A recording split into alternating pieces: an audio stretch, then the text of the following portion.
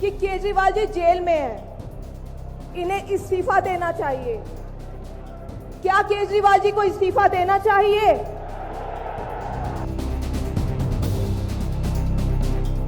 आपके केजरीवाल शेर हैं, शेर।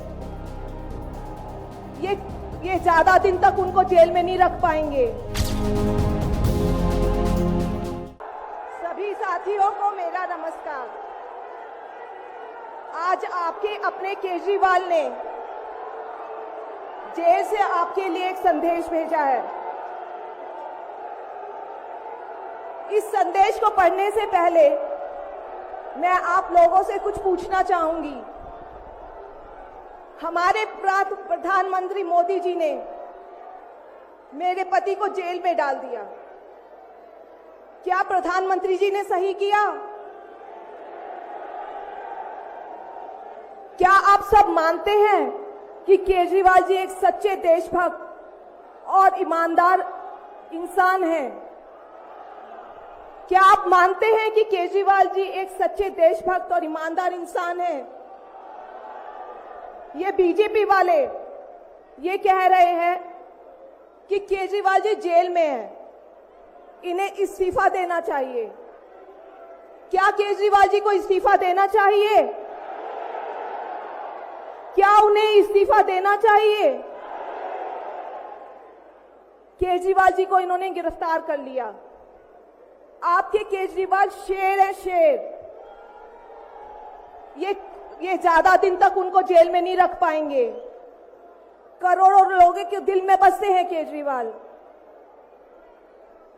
जिस बहादुरी और साहस से वो देश के लिए लड़ रहे हैं, कई बार मुझे लगता है कि आजादी की लड़ाई में वो एक फ्रीडम फाइटर थे, जो देश के लिए लड़ते लड़ते शहीद हो गए। इस जंग में भी केजरीवाल जी को शायद भारत मां के संघर्ष के लिए भेजा है। अब मैं आपको केजरीवाल जी का संदेश पढ़कर सुनाऊंगी। मेरे प्यारे भारतवासियों, जेल से आप सब अपने इस बेटे, अपने भाई का प्रणाम स्वीकार कीजिए। मैं आज आपसे वोट नहीं मांग रहा। आने वाले चुनाव में मैं आपसे किसी को हराने या जिताने की बात भी नहीं कर रहा। आज मैं देश के 140 करोड़ लोगों को एक बड़ा भारत बनाने के लिए सहयोग मांगता हूं। 140 करोड़ भारतवासियों को एक नया भारत बनाने के लिए आमंत्रित करता हूं। भारत एक महान देश है। हमारी संस्कृति कई हजार वर्ष पुरानी है। भगवान का दिया सब कुछ है भारत में, फिर भी हम पिछड़े क्यों हैं? हमारे लोग अनपढ़ क्यों हैं? गरीब क्यों हैं? मैं यहाँ जेल में हूं। यहाँ काफी समय सोचने के लिए मिलता है। रात को टूट टूट के नींद आती है। भारत मां के लिए सोचता हूं।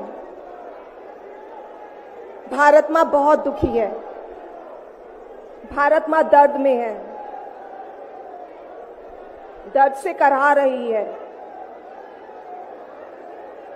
जब महंगाई की वजह से लोगों को दो वक्त की रोटी नसीब नहीं होती, तो भारत मां को बहुत दुख होता है। जब भारत मां के बच्चों को अच्छी शिक्षा नहीं मिलती, 75 साल बाद भी सही इलाज के बिना लोग मर जाते हैं, तो भारत मां बेबस और लाचार महसूस करती है।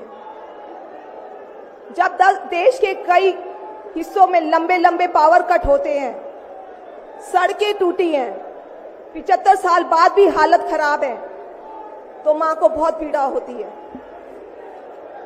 उस पर जब कुछ नेता सुबह शाम लच्छेदार भाषण देते हैं, शानो शौकत की जिंदगी जीते हैं, अपने दोस्तों के साथ मिलकर देश लूटने में लगे हैं, तो भारत मां को बहुत गुस्सा आता है।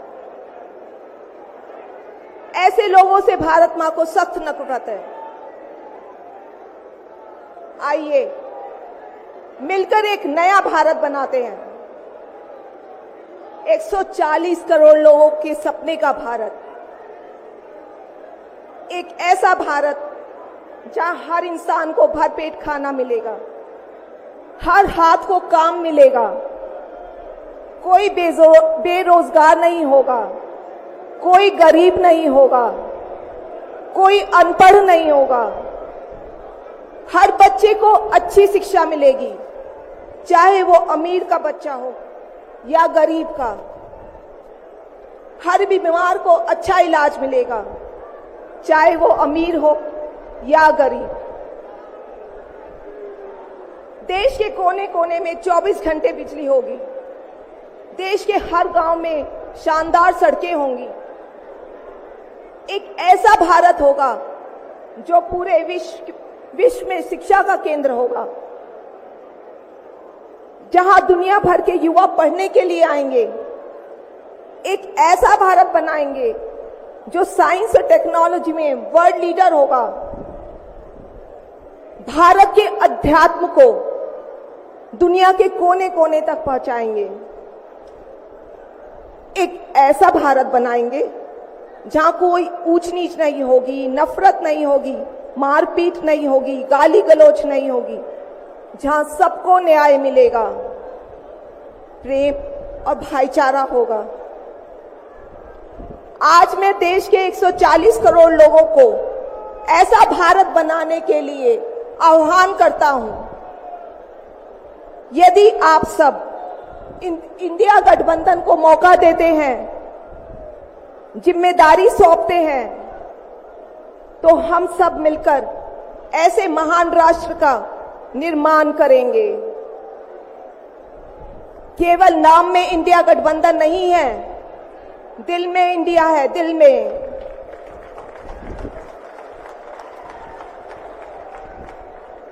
मैं इंडिया गठबंधन की ओर से आज 140 करोड़ लोगों भारतवासियों को 6 गारंटी देता हूं। पहली, पूरे देश में 24 घंटे बिजली का इंतजाम करेंगे, कहीं कोई पावर कट नहीं होगा। मंजूर है? दूसरा, पूरे देश के गरीबों की बिजली फ्री करेंगे, मंजूर है? तीसरी, हर गांव और हर मोहल्ले में शानदार सरकारी स्कूल बनाएंगे। अब गरीबों और अमीरों के बच्चों को अच्छी और एक समान शिक्षा मिलेगी, होना चाहिए। चौथा, हर गांव और मोहल्ले में मोहल्ला क्लिनिक बनाएंगे, हर जिले में शानदार मल्टी स्पेशलिटी सरकारी अस्पताल बनाएंगे, देश के हर व्यक्ति के लिए शानदार और फ्री इलाज की व्यवस्था करेंगे, मंजूर है? पांचवी, किसानों को स्वामीनाथन आयोग के मुताबिक सही फसलों पर एमएसपी निर्धारित करके उनको फसलों के पूरे दाम दिलवाएंगे, मंजूर है? छठी, दिल्ली के लोगों ने 75 साल से अन्याय सहा है। देश के अन्य राज्यों की तरह अपेक्षा उनके अधिकार बहुत कम है। उनकी चुनी हुई सरकार पंगु है।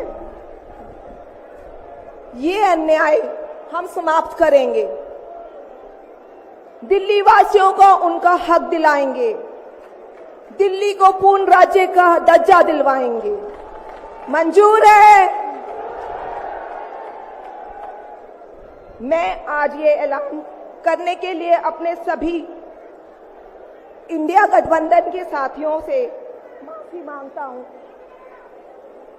क्योंकि ये ऐलान करने के पहले मैंने उनसे उनकी अनुमति या सहमति नहीं ली। जेल में हूं, इसलिए सहमति लेना संभव नहीं था। उम्मीद करता हूं कि किसी को इस पर आपत्ति नहीं होगी। ये सभी 6 गारंटी हम 5 साल में पूरी करेंगे। इसका पैसा कहां से आएगा, इसकी पूरी प्लानिंग कर ली है। मैं यहां जेल में स्वस्थ हूं, पूरी ऊर्जा से भरा हूं। इस गिरफ्तारी ने मेरे हौसलों को और मजबूत किया है। आपकी दुआएं और आशीर्वाद मुझे लगातार मिल रहे हैं। ऊपर वाला मेरे साथ है। जल्द बाहर आकर आपसे मिलता हूं। आपका अरविंद।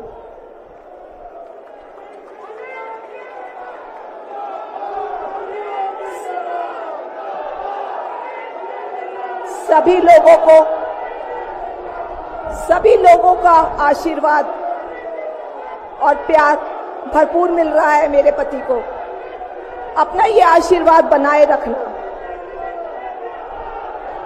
भारत में ये तानाशाही नहीं चलेगी।